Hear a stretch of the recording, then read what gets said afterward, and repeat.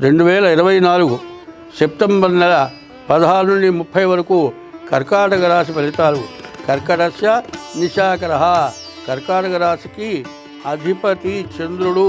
పూర్వజన్మలో పుణ్యం చేసుకుంటేనే ఈ కర్కాటక రాశిలో పుట్టి ఉంటారు. ఏకాదశంలో గురువు ఉన్నాడు. చాలా మంచి సమయం, చాలా ప్రయోజనం గల సమయం. కానీ ద్వాదశంలో కుజుడున్నాడు. ఈ కుజుడు వల్ల అష్టమంలో శని ఉన్నాడు. ఈ రెండు కూడా చాలా ప్రమాదకరమైనటువంటివి. ఎందుకంటే ద్వాదశాష్టమ జన్మస్థం శని మంగారకో గురు కుర్వంతి ప్రాణ సందేహం స్థాన చలనం ధనక్షయం. ఒక్కోసారి ఏమవుతుందంటే ఏం లేదు, బండి మీద పోతూ ఉండగా ఒక మనిషిని కటికిన కింద పడి తలకాయకి దెబ్బ తగిన స్పాట్లో ప్రాణం పోయింది. అంటే ఇట్లాంటివి జరగాలని కోరుకుంటున్నారా అంటారేమో. దీంతో ప్రత్యేకించి శ్లోకం చెప్పా.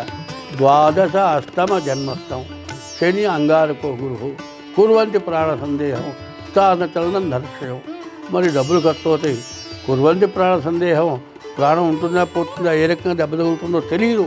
అందువల్ల ఇటువంటి సమస్యల నుండి మీరు తప్పించుకోవాలి అంటే శనికి 19,000 తప్పనిసరిగా జపం చేయించుకొని నల్ల నువ్వులు దానం ఇవ్వాలి. కుజుడికి 7,000 జపం చేయించుకొని కందు దానం ఇవ్వాలి. ఇవి రెండు మాత్రం తప్పదు. తర్వాత రాహు కూడా జపం చేయించుకొని దానం ఇవ్వాలి. తర్వాత ఈ 3 గ్రహాలకి తప్పనిసరిగా పూర్తి శాంతి చేసుకోక తప్పదు. ప్రతిరోజు మీ ఇష్టదేవాన్ని పూజించాలి. అయితే మీ జాతకం చాలా బాగుందని చెప్పాలి. ఈ 3 గ్రహాల కంటే ఏకాదశిలో గురువు చాలా మంచివాడు. బుధుడు బాగున్నాడు, రవి బాగున్నాడు, శుక్రుడు బాగున్నాడు, కేతువు బాగున్నాడు. 5 గ్రహాలు బాగున్నాయి. దీనివల్ల వ్యాపారం బాగుంటుంది, విద్య బాగుంటుంది, ఉద్యోగం బాగుంటుంది. ఉద్యోగంలో ప్రమోషన్కి వెళ్తారు. మీకు రావాల్సిన డబ్బులు వస్తాయి. ఎప్పటి నుంచో మూలపడిపోయినటువంటిది ఇక రావు అనుకున్నవి వస్తాయి. ఏదైనా ఆస్తులు ఏదైనా కబ్జాలో ఉంటే వస్తాయి. కోర్టులో దావా తెగక ఇబ్బంది పడుతూ ఉంటే ఆ కోర్టు దావా తేలి మీ ఆస్తి మీకు స్వాధీనం అవుతుంది. పెళ్లి కానటువంటి వాళ్ళు ఎవరైనా ఉంటే వాళ్ళకి పెళ్లి కావడానికి కూడా అవకాశం ఉంది.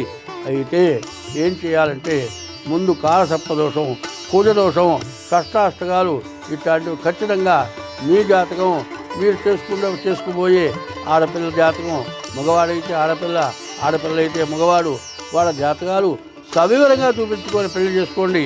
కారణం ఏంటంటే రాహుకేతువుల మధ్యలో శని ఒక్కడే పడి ఉన్నాడు.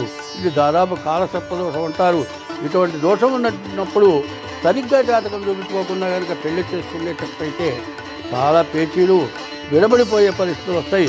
చాలా జాగ్రత్తగా ఉండాలి. వస్తాయి మీ గోత్రనామాలతో ఆ పూజ జరిగితే అన్ని రకాల బాధలు కూడా నివృత్తి అవుతాయి. మీరెవరైనా దాంట్లో పాల్గొనదలుచుకున్న వాళ్ళు ఎవరైనా ఉండేట్లయితే మా ఫోన్ నెంబర్కి ఫోన్ చేసి దానికి తగినటువంటి పారితోషికం చెల్లించి ఆ పూజలో మీరు పాల్గొనవచ్చు. స్వస్తి.